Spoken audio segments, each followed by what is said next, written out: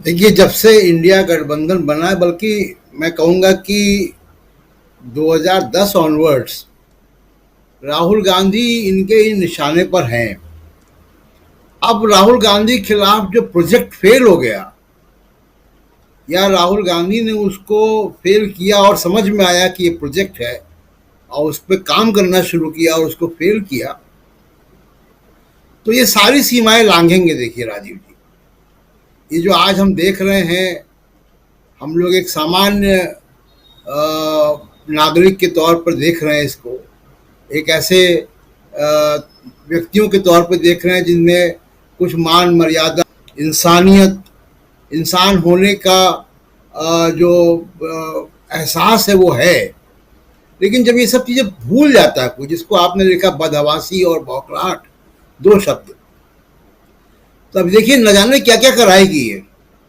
अभी तो ये ट्वीट है और मैं अंदाज लगा सकता हूँ ये ट्वीट वापस नहीं होगा, नंबर वन। नंबर टू, ये ट्वीट ऊपर से आया होगा, क्योंकि वो भाषा दीदी और दीदी 50 करोड़ की गर्लफ्रेंड, कांग्रेस की विधवा, इस तरीके के संस्कारों से मेल खा रही है ये भाषा और इस ट्वीट का मिजाज। तो ये जहाँ से आया है इसको हम लोग अंदाज लगा सकते हैं कहाँ से आया है, और ये विद्रॉ नहीं होगा और बहुत शर्मनाक है। अब इस पे केवल एक ही बात मैं ये कह सकता हूँ कि देखिए, बीजेपी, मैं पहले भी कह रहा हूँ कि वो इंडिया गठबंधन से या नरेंद्र मोदी पॉलिटिकल लड़ाई नहीं लड़ सकते हैं कांग्रेस से और इंडिया गठबंधन से। वो इस तरीके से ही लड़ेंगे, कभी एजेंसियों से लड़ेंगे, एजेंसियां काम नहीं आएंगी तो इस तरीके से लड़ेंगे। और अभी G20 निकल जाने दीजिए राजीव जी, मोदी साहब के भाषण देखिएगा, वो जो ये ट्वीट है ये तो आज आप दिखा पा रहे हैं, मोदी साहब के भाषण आप दिखा नहीं पाएंगे।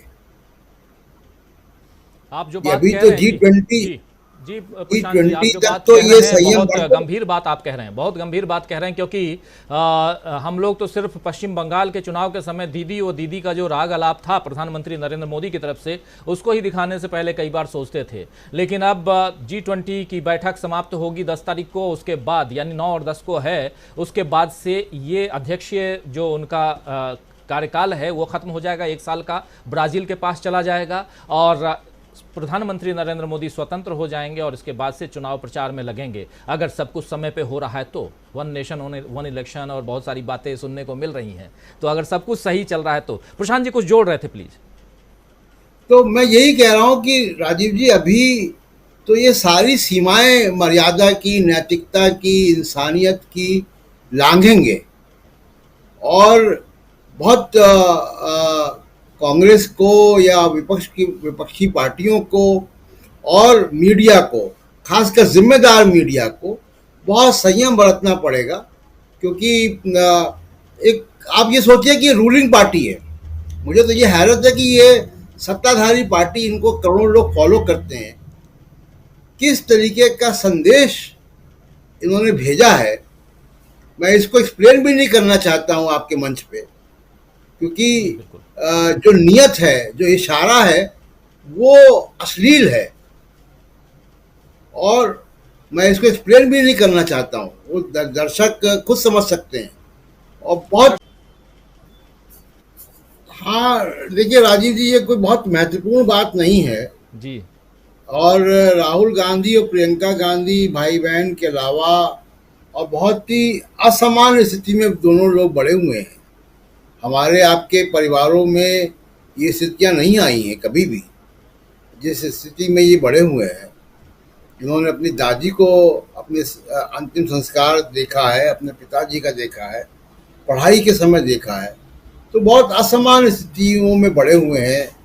और उसमें इस तरीके का टीम वर्क अच्छी बात है, अच्छा संकेत है, इसमें तो खुश होना चाहिए। बीजेपी में भी अगर ऐसा कोई टीम वर्क हो तो अच्छा लगेगा देखने में।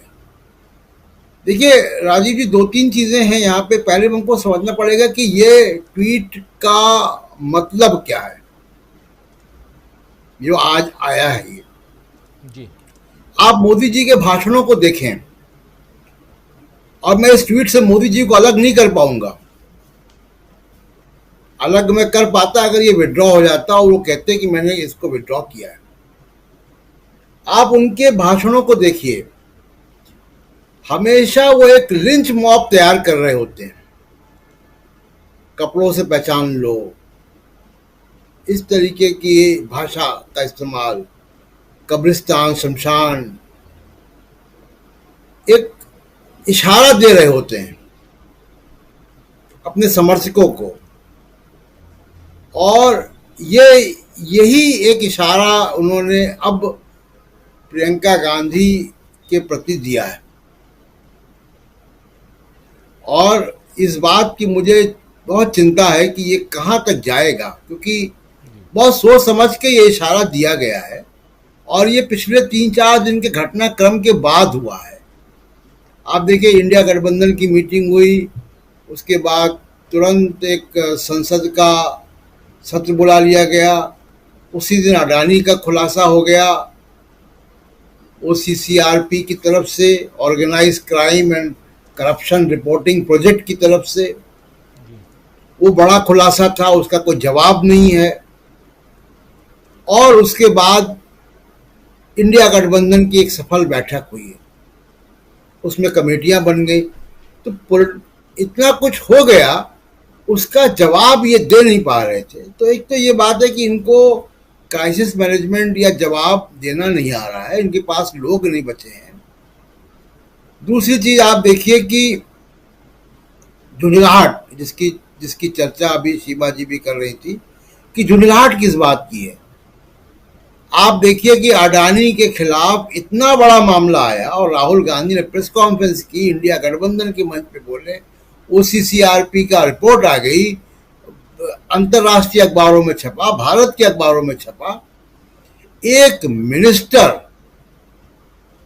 एक भी मंत्री मोदी जी को, अडानी को डिफेंड करने नहीं आया। आप अकेलापन देखिए उनका कितना है। बीजेपी का कोई छोटा नेता भी नहीं आया उनको डिफेंड करने के लिए कि जो राहुल गांधी मोदी जी के बारे में कह रहे हैं वो गलत है। तो आप उनकी झुंझलाहट देखिए कि उनको डिफेंड करने कोई नहीं आ रहा है और वो लगातार बढ़ रहा है मामला। G20 के नेता यहाँ पे आने को हैं, और अगर उनके नेता आने को हैं तो जाहिर सी बात है कि भारत में जो कुछ भी हो रहा है उनके दूतावास वहाँ भेज रहे हैं, PDF बना बना के वो पढ़ रहे हैं वहाँ पे। आज का ट्वीट भी चला जाएगा सभी दूतावास से। ये बीजेपी की, ये भारत की रूलिंग पार्टी का ट्वीट है ब्रदर सिस्टर के बारे में। ये वीडियो, ये G20 के सब नेताओं को दूतावास से चला गया होगा अब तक। वो उसकी मॉनिटरिंग करते हैं कि क्या भारत की राजनीति क्या हो रही है। दूसरा कि इनकी पृष्ठभूमि आप समझिए कि कहाँ से आ रहे हैं ये लोग। RSS से आ रहे हैं। RSS का कोई एक्सपोजर नहीं है फैमिली लाइफ का, भारतीय संस्कृति का। वो एक अजीब तरीके के अकेलेपन में वो लोग रहते हैं और उनका भारत के रीति रिवाज, जो पारिवारिक रीति रिवाज हैं, उनका एक्सपोजर नहीं है। और इसीलिए आप देखिए कि इस तरीके के बयान आते हैं, जैसे रामदेव कहता है कि जीन्स लड़कियां पहनती हैं तो ये हो जाता है। खट्टर कभी कहते हैं कि कपड़े कैसे लड़कियों को पहनने चाहिए। तो इनका जो निगाह है, या वो उत्तराखंड के मुख्यमंत्री जिन्होंने किसी महिला की जीन्स पर उनकी निगाह चली गई, रिप्ड जीन्स पर, और उसको उन्होंने पब्लिक मीटिंग में बोल दिया। इनकी पृष्ठभूमि यही है कि ये यहाँ से आ रहे हैं जिनका एक्सपोजर नहीं है सामान्य जन के बारे में। दूसरा है कि अब देखिए 21st सेंचुरी में हम रह रहे हैं। मुझको याद आता है वो जस्टिन ट्रूडो का बयान, कनाडा के प्राइम मिनिस्टर, उनके कैबिनेट में आधी संख्या में महिलाएं थी। किसी पत्रकार ने पूछा कि आधी महिलाएं क्यों हैं, तो उनका जवाब था कि क्योंकि हम 21st सेंचुरी में हैं। सीधा जवाब।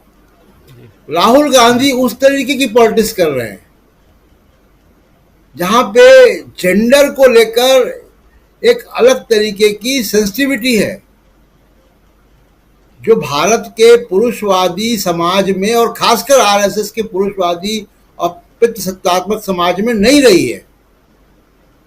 इसलिए आप इनके ट्वीट्स देखिए, इनके जोक्स देखिए, इनके चुटकुले देखिए, इनकी बातें सुनिए। आप क्यों ब्रजभूषण शरण सिंह के खिलाफ मोदी कार्रवाई की नहीं कर पाए? उनको वो ऑफेंसिव नहीं लगा। पहलवानों ने जो बताया वो मोदी साहब को ऑफेंसिव नहीं लगा। मणिपुर पे इतना देर में क्यों एक बयान आया, वो भी ठंडा सा बयान आया, क्योंकि उनको ऑफेंसिव नहीं लग रहा वो सब। तो ये एक बड़ी, तो इसलिए हमको थोड़ा सा ये भी देखना होगा कि इनको कैसे सुधारा जाए। ये आरएसएस के लोगों को, बीजेपी के लोगों को, इनको कैसे समाज की मुख्य धारा में लाया जाए, ये चिंता का विषय होना चाहिए। क्योंकि अब ये संख्या में काफी है, सत्ता में भी है, तो इनको कैसे समाज की मुख्य धारा में लाया जाए, ये भी चिंता होनी चाहिए। और मुझे तो पता नहीं, एक डर है कि कभी ऐसा दिन ना आ जाए कि भारत के प्रधानमंत्री का बयान हम लोग चलाएं और बीप के साथ चलाएं। तो ये मुझे डर है इस बात का कि कहीं इस तरफ न चले जाएं वो, क्योंकि वो लगभग वहां तक जा चुके हैं। राजीव जी। जी बिल्कुल बिल्कुल, चलिए आगे देखते हैं होता है क्या। चुनाव का वक्त है।